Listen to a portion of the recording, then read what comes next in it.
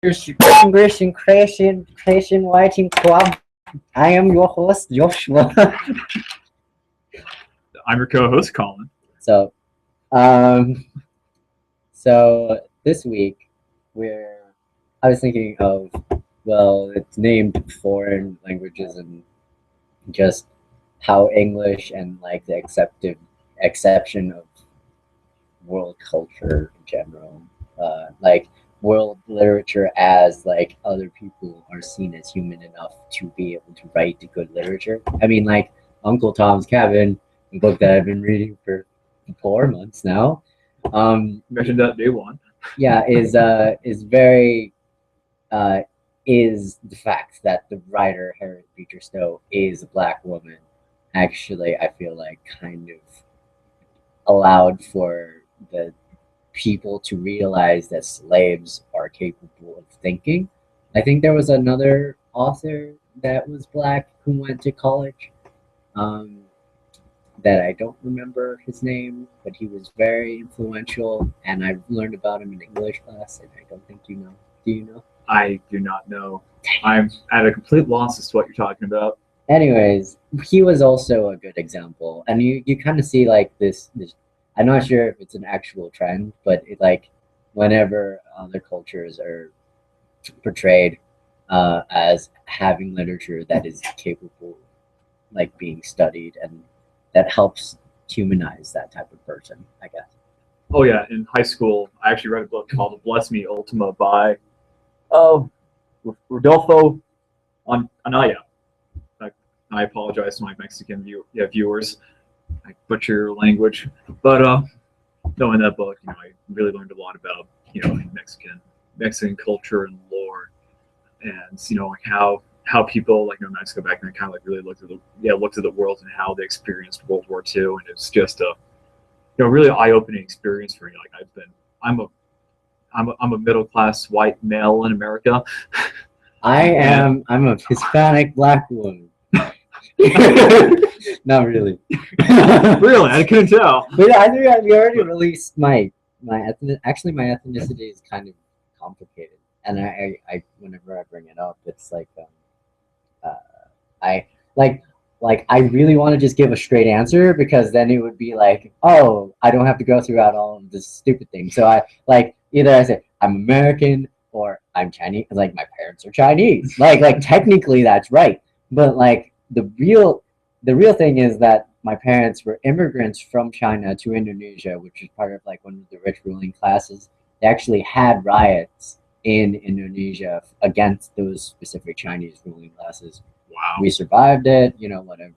My parents never told me about it, but there were riots, and I thought that was interesting. Then I figured that out later on. It was like, whoa, like why didn't you tell me about this, Mom? Like because.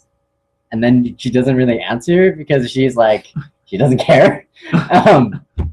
And like, we're not actually part of a rich ruling class, because my uncle is a dumb butt who got like con artist by other people, and just my grandpa is just too nice, so all the money is kind of gone now.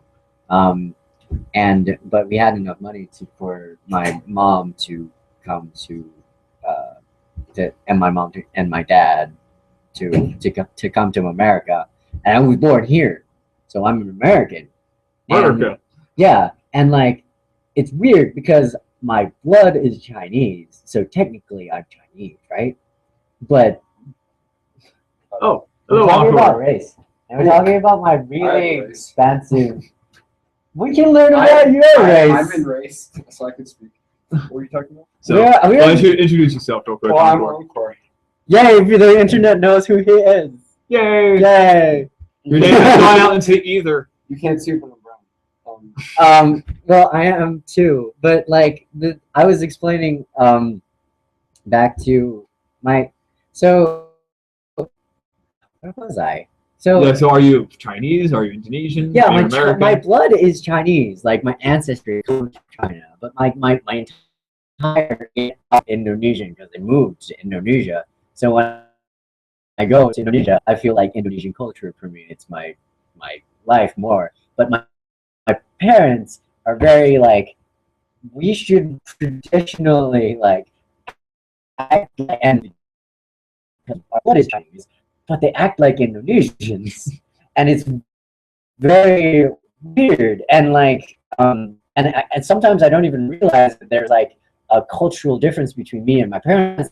It's like sometimes when people see my parents as like a certain racial stereotype, I don't see it that way at all because I've been growing up. So my mom was like, "Does it sound like I have an accent here?" And I'm like, "No, because I grew up with you, so you sound like a normal person to me, even though you don't sound like a Brit, like the way that I sort of do." Because I feel like I got a lot of my accent from reading books, like before I started reading books. I read Elementary, I think the Cal.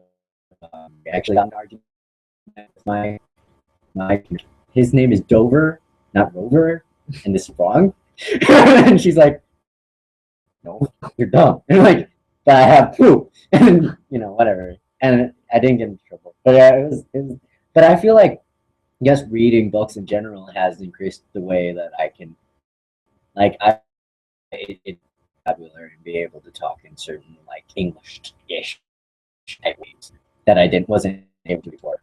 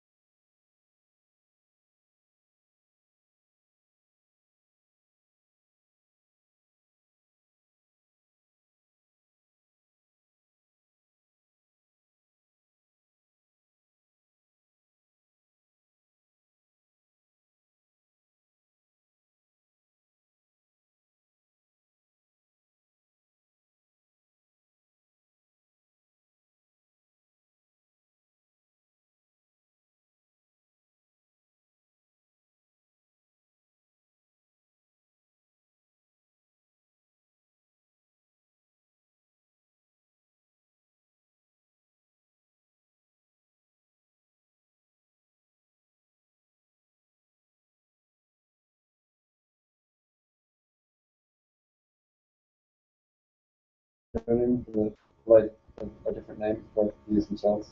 No, They call it Indonesian. at least to my knowledge, yeah. It's strange. So actually, so what's your backstory, Encore?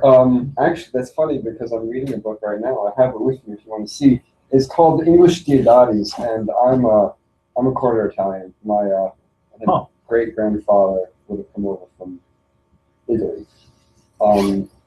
And so what this book is about is, the poet John Milton? Yeah.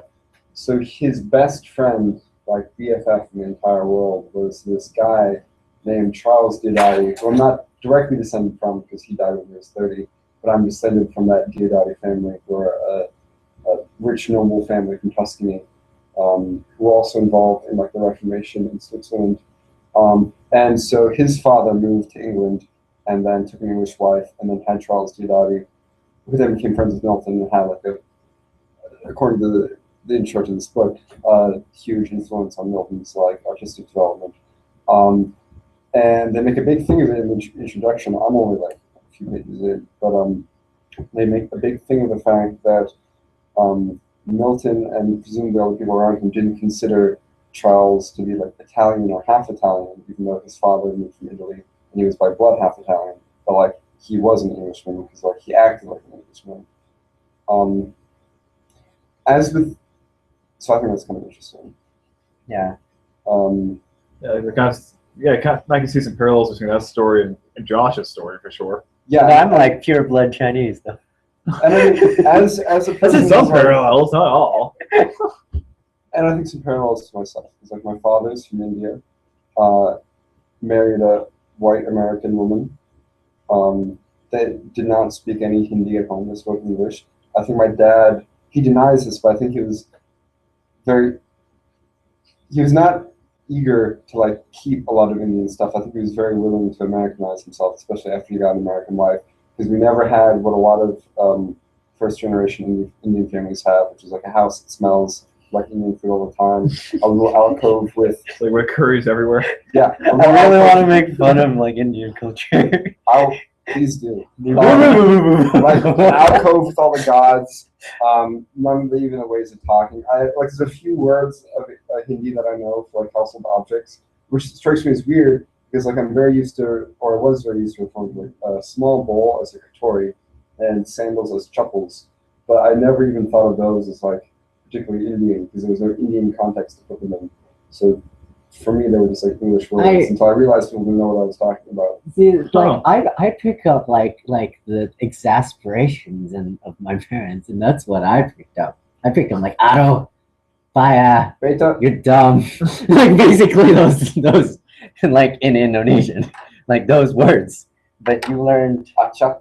I mean, yeah, but I had less of that because of the influence of my mother, and so basically, like I don't consider myself Indian.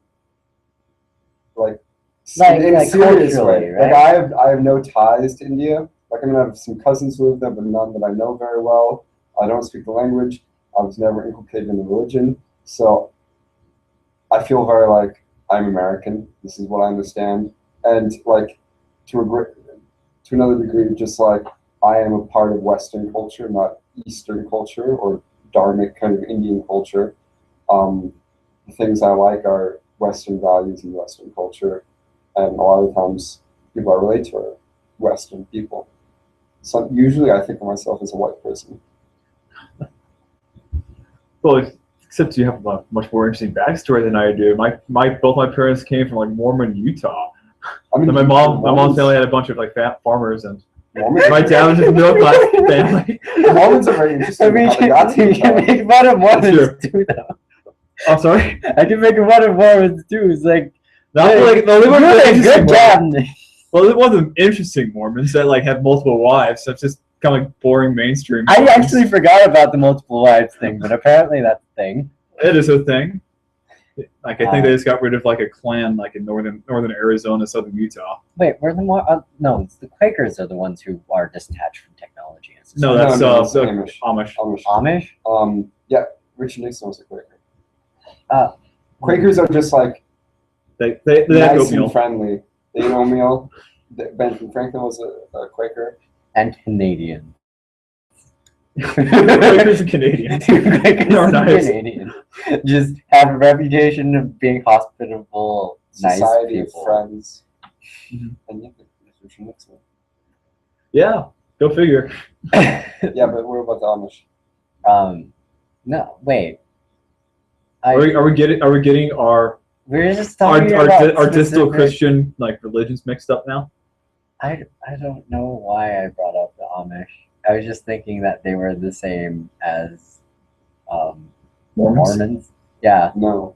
Well, no. Actually, I can see where you get confused though. Like I used to like I have a grandma that lives in St. George, Utah, and there are a lot of polygamists there.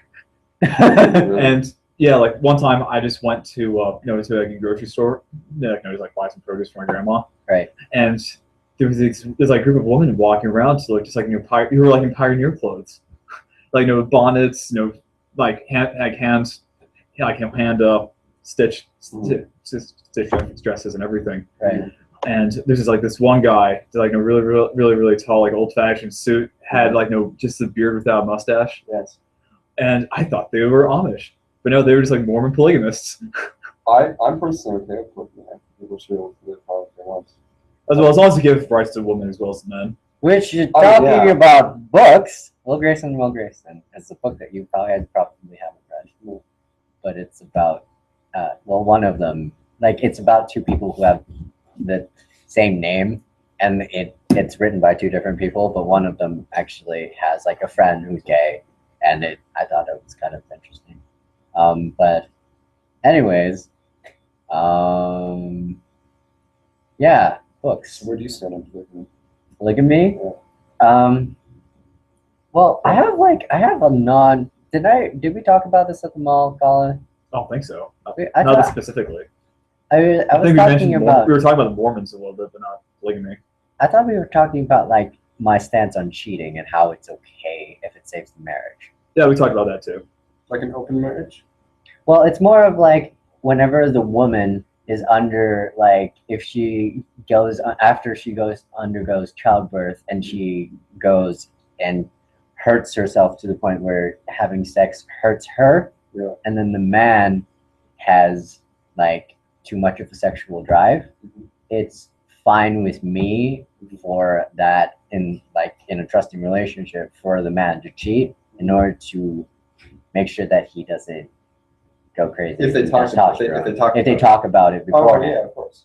And like that type of social situation like is not seen as normal in culture, but I feel like it is seen as cheating No, by we live. society as a whole. No, we well, I can speak for any other society. I Right? just know about American society, and we definitely live in our culture is definitely dominated by Christian values, and and Christianity, marriage just seems like it's holy matrimony. As a And if you sanctity. cheat, then you're breaking the matrimony. Like you're breaking your commitment to God and to your wife or husband.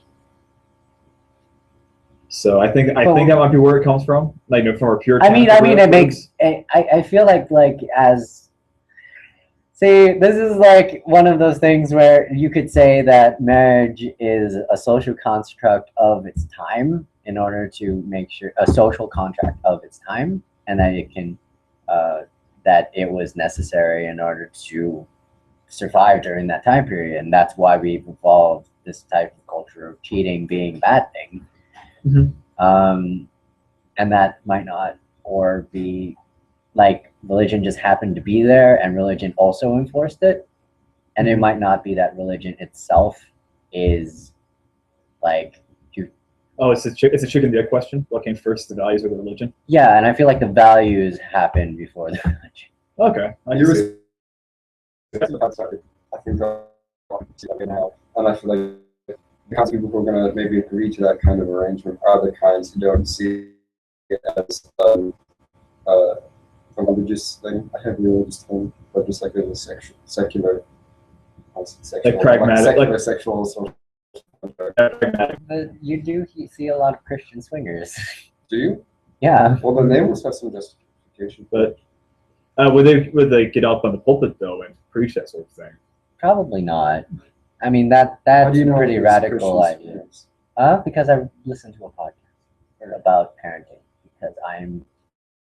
because for some reason I have obsessions with things in sporadic times. So for a certain moment of my life, I was obsessed about parenting. Yeah. And this was one of the topics that came up. So yeah, I didn't read any books about it, but I thought it I was interesting. recommend What to Expect. Is it really a good book? Oh, I don't know. My mom had it. I was going to ask, are you secretly a dad? Well, let's talk about. But have you guys read any books about sex or parenting? No. I haven't read anything about it since the puberty books back when I was 14. Yeah, I read a puberty baby name books. book. Huh? Baby name book. Those Baby are name fun book? for the MLH class. Are those actually fun to read? Yeah, well, I think so. Actually, I've read that. Oh, for naming characters in stories, I find it fascinating. Like if I can't think of a name for a character, I'll go through those lists and try to find it. Kind of associate the meaning with the type of character that I'm writing about. So that's why I read those. But Well, usually by the books I see. I just read look online. I read the puberty book, Mhm. and I didn't know what sex was, and the puberty book didn't tell me what sex was. Oh. Shitty puberty book. Yeah. It was a Christian puberty book that you're supposed to read with your dad, but my Oh. dad was too lazy to actually read the book with me, so I just read it on my own. So he never told you what this means? I know what it means. But not Did that. you? Did you mean? No, I figured it out myself, and even this is explicit warning if this makes you uncomfortable. I know some people talking about sex is uncomfortable, but I've actually, when I was younger and in middle school, I looked at sex like hentai cartoons, Sure. right? And I didn't know what they were doing. Like I saw breasts, obviously, and that like the actual action was happening in front of me, but I didn't know what was happening. Like until very, very later, even after viewing the porn over and over again. I mean, I didn't even masturbate because I didn't even know that was a thing. Like, which is weird, but it's true. But yeah, and whenever I talk to people about it, it's like they get uncomfortable. It's like, man, you looked at porn when you were a child. That's uncomfortable and breaks my barriers. But you know, it's just. We all do it, whether or not we admit to it or not. But it's interesting because the book covered a lot of controversial issues that I understand now that I know what sex is, but back then I didn't. Like wait, he actually had a chapter on masturbation, and I didn't know what he was talking about. Oh, so he took it as like advice. He's like, I can do that. Let's see what happens. No. He never described it. He was masturbation, blah blah blah. And his opinions on it. Did he? Yeah, since this is Christian, did he say it's evil? You shouldn't do it. You'll go blind. No, but that's a research thing. that was one of the philosophical people who fought against sex research in general. Which is what you got that from, because science. But I thought it's cool that like there's politics from the side of people who want to. It's really weird because I went through that entire book without knowing what sex was. Huh. Anyways, I was thinking since it's like 5:24, we could either translate to Colin reading the poem, or we could go into like kind of a writing fun exercise. Are you going to be reading it at 7? Yes. Okay. Although I had totally forgotten. Otherwise, I would have like dressed up nicer. Until like I arrived here and I saw like Persona 5. It's like, oh, that's today. Damn it. Totally not prepared for that. But yeah, I have my poem here, and I like to like practice reading it to you guys. So like when I read it in front of a whole bunch of people, I'm not like completely nervous. I mean, I'm gonna be pissing myself. I'm not gonna lie. I mean, just doing this for some reason. He's an army guy. What? I can tourniquet a limb that's been like blasted off a body just fine. I can deal with blood, guts, high stress situations, but I hate public speaking with a passion. I could just say that I was Colin Lynch. Oh yeah, I could read it for you. I'd do it. That'd be hilarious. I wouldn't mind. It'd be interesting. You could pull up pension. It's like, I am Colin Lynch. My name is Colin Michael Lynch. I am Colin Michael Lynch. Colin Lynch. Please. Colin Lynch. No, don't call me. I am Colin Michael Lynch. If you repeat it that many times, we're going to start thinking that that's the poem. No. I am Colin Lynch. Then we Colin Lynch, Colin. Then we have to Michael. convince the public that we are indeed Colin Michael Lynch. We should like writing collective where like everything we write just gets published as like one of us, but it's really all three of us. Is that a? Or you can come up like with a pen name for all of us, so it's not any of us. It's just just like J.J. Abrams or something. Does that actually happen in literature? I've never heard of it happen. Well, then you know what's happening. Lao Tzu, like back at ancient Chinese like Taoism. Oh. Lao Tzu was supposedly meant like history has it that he was one guy, but a lot of historians believe that it's actually many guys operating under the collective name Lao Tzu. Interesting. And they came up with that religion of Taoism through that collective persona. Which you can get in Civ 5. Read your phone. Okay. All right. So this poem's called "Whisper of the Leaves," and I wrote this in a moment. And it's published. Yes. Yeah, read it in persona, all of you. Is it possible to buy a copy? Yeah. Yeah, $10. Yeah. So I'm gonna be if they accept card, I'll be buying They a actually copy. talked in a lecture last I get one free copy. They'll just have to buy. Okay. And I want to buy one for like my mom. She wants one. But All right. Do you get any profit? Probably not. Nope. Not at all. Okay. Go. So my profit is the one free book. So anyway, though, so this is called "Whispers of the Leaves," and I wrote this when I was trying to be insane. Okay. So the leaves, they whisper rotten things, casting shadows in empty minds as if they plot a sullen scheme. Can't you hear them chatter in the wind? wrestling with anger, shaking, shivering, renouncing the vows the inanimate take so that they can make us doubt ourselves and make us wretch, make us bleed. Or so says one fantasy I have when I walk past the trees of undue height. No, this can't be real, I force myself to say, and stumble on, and stumble again. But if Shadow's rumors aren't true, then what is? What is a transient figment of truth-starved mind, and what isn't? Do all the leaves plot demise, or do they not? You'd call me mad for asking this, knowing, of course, that leaves don't plot, for these reasons ill-construed. But at least I don't pretend the leaves are there to sate a sanity not my own. I don't make shrines to tactless lies, to worship delusion in all its forms. I don't contort reality to replace it with something soothing to my fearful mind.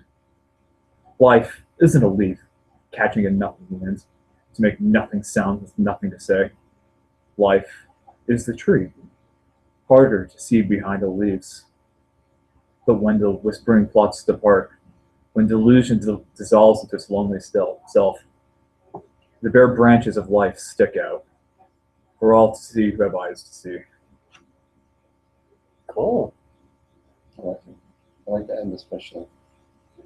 Oh, what do you think it means? Guy is very angry at leaves. He's like, you fucking leaves. Stop Trying to kill me, shivering. leaves. Damn it. I'm just stumbling on my feet. And these dumb leaves falling from the sky. No, I thought it was I like having a new perspective and being able to see something that is traditionally seen with the imagery of serenity and nature, which is seen to be good, which is also is a false, which isn't true because nature isn't good. But Not inherently. So, yeah, nature is nature. Like it's like most things, it's a neutral entity. It's not really good or evil in of itself. Like, no, capitalism isn't good or evil in of itself. It's how people use it, I guess. and how you use nature or how it affects you. It can be either good or evil. I mean, the one hand you can meditate under a tree, and the other hand, Mother Nature be trying to kill you with Hurricane Katrina or something. So That's why we have cactus. yes. Yes. Well, it's interesting to see something that isn't traditionally explored through nature poems. Normally you don't see a cheetah eating a gazelle, which is really violent and vicious.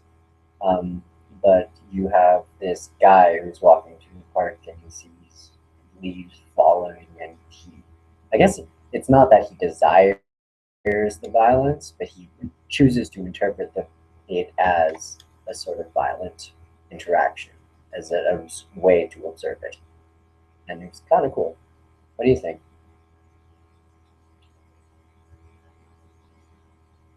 I liked when you said that life wasn't the leaves floating around, but life is a tree that they fell from. That's okay. Mhm. I continue with leaves with sounds. Some of the sounds that are true. Don't pay attention to all this noise. It's the silent, now naked thing. It's lots of leaves. But knowing Lynch, it's probably something science related. No, it's actually not. Not everything I write is science fiction based. But last time Tree I has a robot. I read deeply into it, and then you're like, it's an actual phenomenon that was trying to convey. You mean the story he read last week? Yeah, You should put that on Figment so I can read it. Oh yeah, I need to do that. I I forgot to post mine too, so don't worry about it, I guess. All right, but Once I actually get these podcasts figured out, which I'm making progress on now, actually. I just need to find an editing software. Anyways, I'm going to pressure you to actually publish these things, because if we have a podcast and we don't have a Figment page, they could link to. I'll put it. I'm yeah. I'll put it. I'll see. I'll put it on tonight. But I'm also perfectly willing to bring in stuff next week to read to you guys. oh, please do. I'd encourage you guys to do the same. I'll see if I can. I submitted a few things to Analog Magazine, which is kind of like the big science fiction magazine. I want to show it to you guys, see what you think of it. Sure. But anyway, I just want to mention one last thing about this poem though, and the last lines I was reading that you pointed out, like the bare branches of life stick out for all to see who have eyes to see. I honestly don't know what that means. Sometimes I'll like write lines because they come to me as if from something else, and I don't feel like it's up to me to interpret it. Like I'm just kind of like the medium of these words that just come to me. I like that feeling. I know that feeling. And I'm a big fan of epigrammatic writing like that, proverbial writing. So yeah, I appreciate that. Yeah, like I used to write like poetry that like really that rhymed a lot, that had like no specific structure to it. So it's like boom boom boom, a lot of like just I had a meter, that's the word. But I stopped writing that way, and I just like started writing whatever came to mind, and I find that the poetry comes out a lot smoother that way, and it seems like it's a lot more meaningful.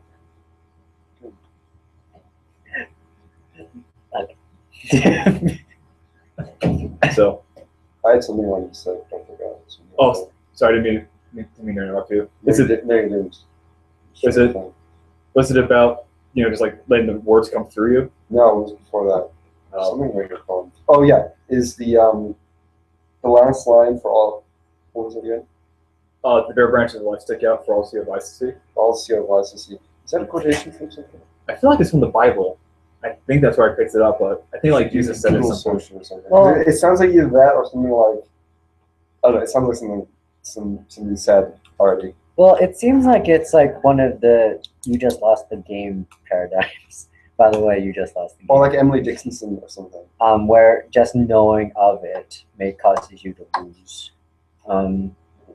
You guys are familiar of the game, right? Yes, I lost the game. Yes. I lose it all the time. But it's it's something that it's a phenomenon which I find fascinating, in which knowledge of something causes you to lose. And I feel like that phenomenon is being expressed in the poem, being for the eyes to see, for all who have eyes to see, because the poem itself is describing life, I guess, as a tree. Or not, or well, just being able to observe things in a violent way is because you have the knowledge and capability of being able to. And people who are blind to that are able to live more happily, I guess. Does that make sense? Are they happy because they're ignorant? Well, they don't lose the game. Per se. I had a great picture of Lost. The board game, but it's not on the phone. I found it in the Well, I have a quote here from Mark 8:18, and it's do you have eyes but fail to see, and ears but fail to hear, and don't you remember? I don't know the context. Oh, all right. Well, here's context. Yeah. So, and Jesus, aware of this, said to them, "Why do you discuss the fact that you have no bread? Do you not see or understand? Do you have a hardened heart? Having eyes, do you not see? Having ears, do you not hear? Oh, do you not remember?" Well, passes the Google test then. So I happened upon something like we can talk and we can like quote things from like whatever sources that we want because we're critiquing it. We're not copying it and monetizing it in that way, but this is public discourse and parody. We make no money from this, so it's also Bible which is public domain. Yeah, I don't think. Reference. Well, does God have copyright? I imagine not. No, but the monkey does. The monkey? Monkey copyright? Oh. Okay, never mind. Because the monkey took the picture, so technically he has the copyright. Gotcha.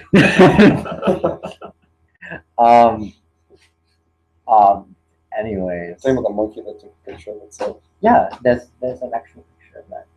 Yeah, actually, that was part of like a huge debate in which the guy was like, "No, it's my camera, so it's my copyright." I mean, animals can have copyright. Well, I know there's actually an octopus in New Zealand that won't try to take pictures It was a debate. of people. So I wonder. Whoever owns Octopus owns pictures. Oh.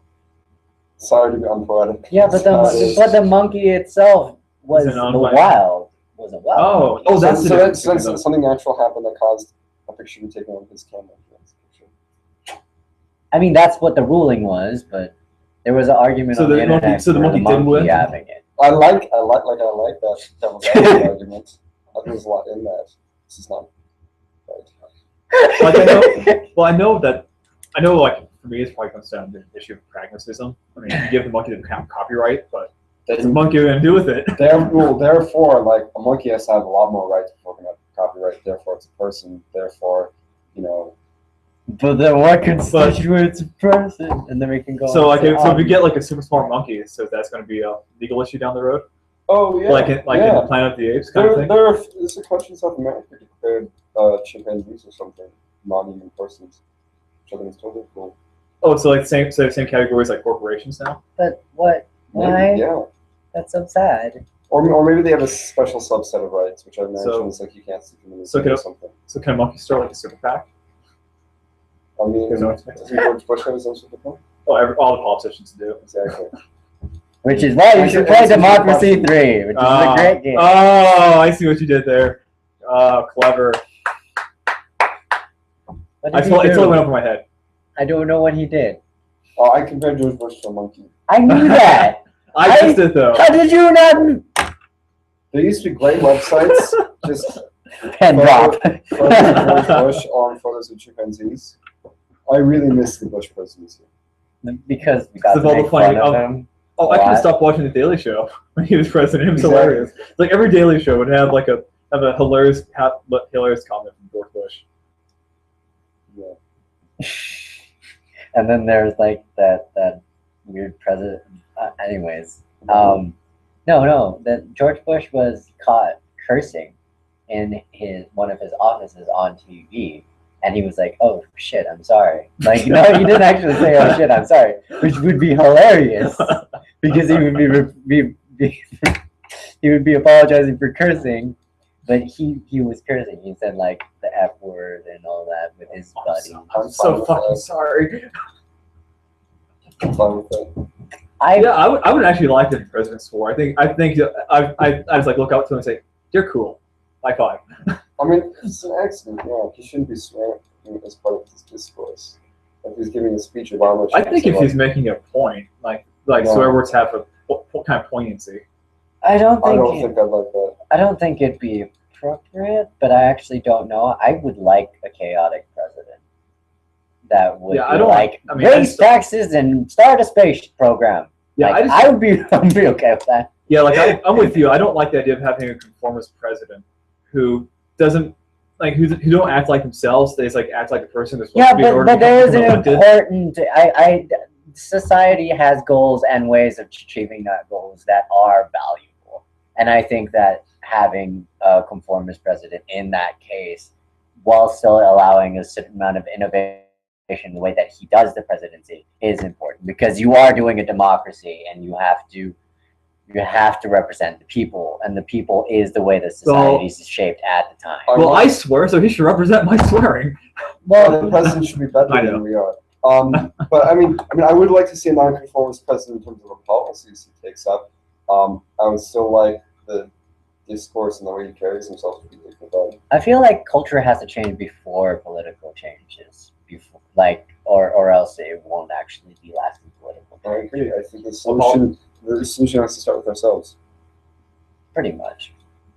So if I want other people to swear, I should swear more often. Yes. Well, Aside actually, from the social linguistic aspect, yes. Oh fuck yeah! Like, yeah. I mean, it's like the problem I have with swearing is. companies don't see, like, this is when I was going to bring this up earlier about Yeah. cursing. I was like, if we want to get sponsored by like Squarespace or something, they're not going to accept us if we swear. Like, that's like one of the things. Oh, See, like, if you want to get sponsored or use advertising, what if we bleep ourselves out? I mean, you can be, that would be more work for me, but I could do that if we wanted to go that direction. But I feel like most of our discussion topics are very mature and not politically, like, on the table. You know, like Oh, so, no. like most corporations wouldn't be like on board. It'd be more of like an educational advertisement, anyways, because of the topics that we talk about. I mean, we talked about freaking a boob worm, which was actually talking about how far you could go in specific situations, and that in itself is not like societally correct to talk about. Yes. Which So is we're- so we're- stupid So we and would dumb. would we represent ourselves in as like an underground organization then? Like, no, we talk about taboo subjects, in in that case the audience wouldn't mind swearing. So if you're willing to listen to a podcast about boob worms, I don't imagine you also worry about presentators to say the F word. But no, I was just mentioning it just in case we wanted to monetize the freaking podcast, like in order to like have advertisements, so I don't have to pay out of my pocket. Well, that's the issue of like the compromises people make to like be successful in society. The problems I have with swearing, when I do have problems, because occasionally I don't, and I swear myself, I don't It's like it not when that- it's used in abuse. is not that, oh, I'm fine with abuse and abusing others, but it's not a problem with it being inappropriate unless there's actual like very small children, but just a matter of like lowering the level of addiction. I enjoy talking in a certain way, and a lot of times it seems like The swearing use a takes swear away word. from it. It's like it's just a really easy way to get a laugh. I see a lot of professors do this because they'll all of a sudden like use the F word or like crap or shit, and people like laugh so hard, and it's just like that's not really funny. He just like said the F word. That's the sense that I would like come at it from.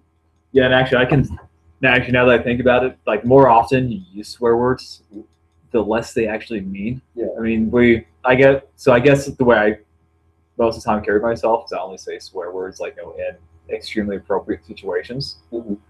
Like if my dog got ran over, Yeah. I'm going to say fuck. Yeah, as you should be expected to. But if I just use But it, you use curse in it front of us all the time too. mostly on the podcast, but He doesn't even do it that much. It doesn't. only when we talk about it. But I mean, like any other word they have. That's fine. Sorry, go on. But no, so anyway, though, like more often we use swear words and like the less impact they have. And the reason why you want to say that word is so it has a huge impact on the audience. But as soon as you start saying it more and more often, then like it just becomes you just water it down, and then all of a sudden, like if the F word became a commonplace terminology, then it loses all meaning. Well, you actually, I thought that there was like a trend, like certain. Well, I think there's like a correlation between the amount of political incorrectness and how deep ingrained the issue is into society and how bad the word is. Like the N word is a lot worse word than the F word nowadays. Absolutely. Unless you're black talking to another black person. Even then, it's like it raises more eyebrows. And the right social circles. And when black people talk to other black people, they say nigga, which is a different word than nigger. I think Sure. it's like a certain barrier for us against specific political issues that actually affect our society and culture as a whole. It's like kind of like a mental threshold in which like it preserves our kind of sanity, perhaps. But my mom and my dad would not like me to cultivate that idea because the curse words are bad because God says so. But I feel like that's like a valid hypothesis, right? Does that the make God sense? hypothesis. Well, no, the fact that it curse words act as a kind of barrier for like actual problems within culture and society as a whole. I agree to an extent. That's true. That's why things people like to talk about is like fecal matter. It's a popular topic for certain. And that's not even a- popular topic. I mean, like fecal matter isn't even that bad anymore, right? I mean, people still like don't like to talk about it. They have a special room where they're going to do that thing. And it's shining bright, white, and smooth everywhere, so that you don't feel. If it was like a normal room, you'd feel like especially dirty into. It's Yeah. very much like segmented off. It's very easy to clean. Yes. Yeah. I don't know. So like cunt is like I think considered worse than fuck. Actually, Yeah. that cunt is actually worse in Britain than America. I thought it was less worse in Britain, which is why I use it more often. Like, I thought cunt was worse in Britain. I want to say that it's more prevalent in Britain, and I'll use it more just to mean like a person. Well, I hear a lot of comedians saying that, like British comedians. I don't know if I've heard kind of how anyone we use else. dick. I'm sorry. And how he's dick. Yeah. Why am I laughing at Oh, these? he's a dick. You almost don't think of it as like literally a penis. It just kind of means jerk or something. Which is another important thing is how like these words can like go in and out of how taboo they are over time and other different religions. And then there's like the liberal LGBT point of view, which like curse words can be used as empowering, which was very confusing to me because that doesn't fit my model at all. I mean, it makes kind of Well- sense because it's like, I mean, a word only has power if like the listener gives it power. So if you don't react badly to being called a nigger or a kike, No, like then go like, no, yeah, no. that's what I am. Yeah, but actually, like using those words in regular discourse, as in times when they are inappropriate, like saying "I am a dyke." Well, that's just the same part of the same process. Only be more proactive about it, not waiting for someone to call you it. Oh, like okay. Well, there's some professors get mad when they say when my friend says that and she's gay. Anyways, Well, I know, I actually feel like a little bit of a hypocrite because I know here from among friends I'll swear all the time, no problem at all. And I'll say I wish more people swore, then I'll go outside and then I know that the professors I'll never swear. I personally But there don't. are- I don't think I would like it if people swear because I feel like it would be like a kind of. Well, you see people swear whenever they're frats. That means they are just generally being like dicks in society, and I don't even think dick is a bad word. They're just people being mean, like they're just being disruptive. Mhm. I guess just not cursing is kind of the model of just not being a dick. I guess. I mean, there are lots of perfectly nice people who curse. Yeah. But that's not when they're in like. That's not when they're like walking down the street, right? I mean, if I'm talking to someone on the street and I choose to use a curse word, I choose to use a curse word. Well, it's like meeting like an officer. Yeah, I would probably not curse. I Yeah. probably wouldn't curse my professor. Yeah, Yeah. like anyone who's higher up than you probably won't curse too. But if Yeah. you're high up and you're talking to someone lower than you, then you're more likely to curse. I would If say you're the even- kind of person who does I that. even enjoy it when father curse. my boss curses because it's funny. And like I feel like I'm a parent figure. No, I had a first sergeant in basic training who I swear every other word was fuck Yeah. or fucking or some derivative Yeah. of that. It's almost like a way of displaying power. It's like I can be taboo. I can say Okay, these taboo so we have things 10 minutes. without fear. So writing exercise. Oh, sure. So we're going to blitz through as many plot ideas that we can. Plots, blitz. Yeah, plot blitz. So we'll rotate. So I'll think of a character, you think of what happens, you think of the conclusion. Sure. And then we'll rotate Sure. clockwise. Okay. So a black female Hispanic woman. Gets run over by a truck. She murders a truck driver. Alright. So a character now? Yeah. God has come down to earth in the form of a chihuahua. He gets taken as a pet by an opera singer. And the opera singer is fat, and then she sings and it ends. Wait, I thought it was a conclusion. Alright, I'll go. She sings in a what? And it ends. The book ends. And God the Chihuahua was still waiting for the dogs to crucify him. Okay, you think of the character. Oh, okay. Let's see. A plumber arrives at a house where he's supposed to fix a sink, but no one's there.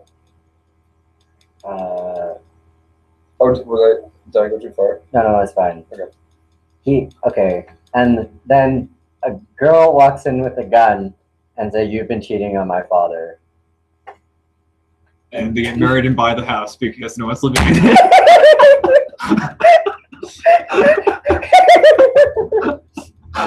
All right.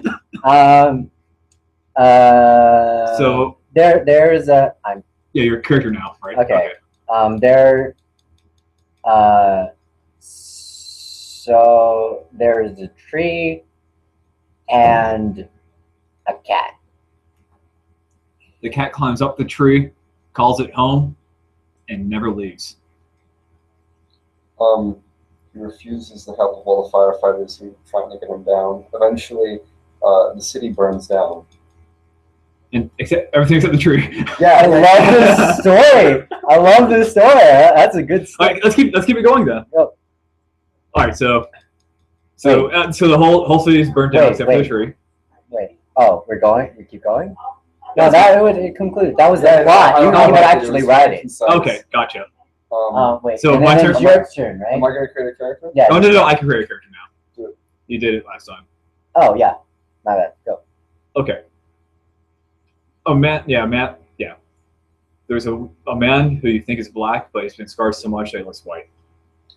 He gets a lot of welfare. No. Okay. No, but what happens is he starts a rap career and becomes very famous and very rich, but then it's revealed that he's not actually black. And he'd been pretending to be black. And then he gets cancer and dies? How the mighty have fallen. Okay. All right. A protester in Egypt. A young woman. Oh. It becomes revealed that through her family or her late uncle dying, she's an inheritor of immense political power. And she becomes the next president, and then immediately gets taken over by ISIS, and then dies. Okay. There are these 4 dudes who are really drunk and high. They decide that they want to see what it's like to be gay with each other. And it turns out they like it quite a bit, and they all get married in Utah, including with a Oh, yeah. gay among us Mormons. Could we All actually write that story? Like, We can make that A lot of story. people would take offense, I'm sure. that's great. Change the world. Too crappy fiction. I was gonna say non-fiction. Go ahead. All right. An imaginary character in a little girl's imagination steps into the real world. People don't react very well. It turns out that the real world is actually a simulation for this girl in the real world, and it was in order to try to mentally change her into what the actual society wanted her to learn. Boy, now who's talking science fiction? Whoa! There you go. Embrace it. Adore your inner science fiction nerd. But it's like the most interesting way. I feel like I could end a story about an imaginary friend and a girl, There you go. like to change the world around her and make her the savior. Jesus travels to Mars to preach to the Martians. I love this I've been fiction. actually thinking about that.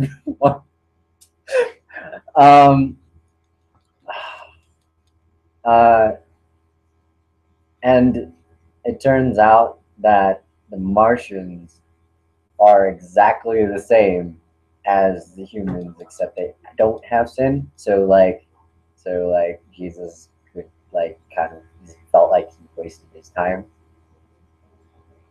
So he decided to bring sin into their world. And then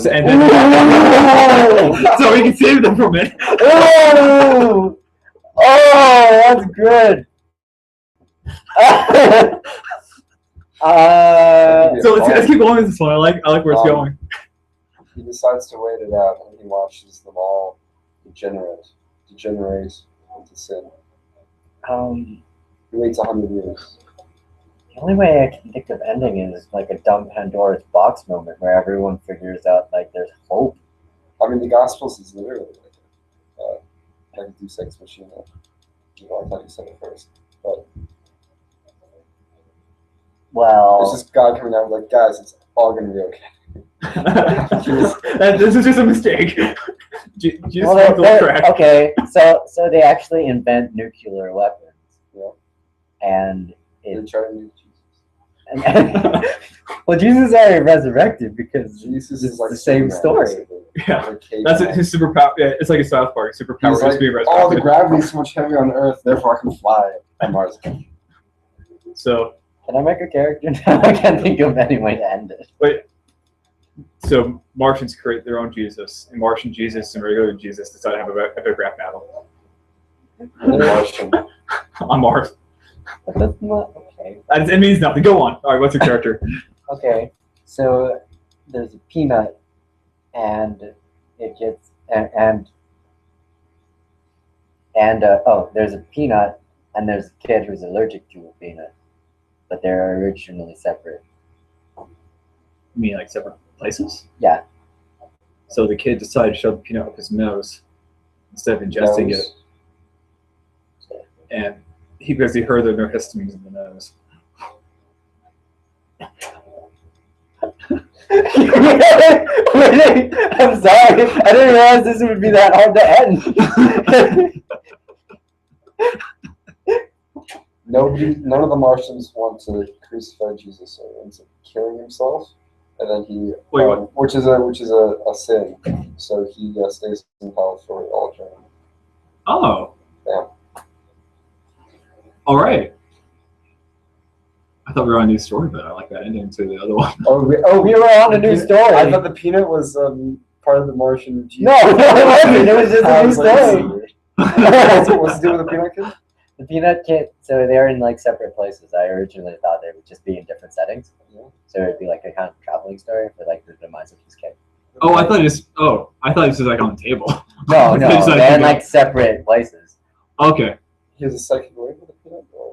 No, he has like an allergy, like a death. A sacred allergy. Yeah, To one peanut. yeah. So- well, to peanuts in general, but So- the peanut is like in a Okay. separate place. All right. So this kid heard a story from a fortune teller that he was going to die via his peanut allergy. So he decided to go find the one peanut that would kill him, so he could destroy it. But he can't crack it open, no matter how hard he tries. Therefore, with the peanut in tow, he goes off to find a nutcracker. That's so good. You guys are great. We have enough for. I was gonna say we have enough for one more. You want to do one more? Yeah. Let's see. All right. Encore walks into a bar. I ordered chocolate milk. He doesn't get it. All right. End of the podcast.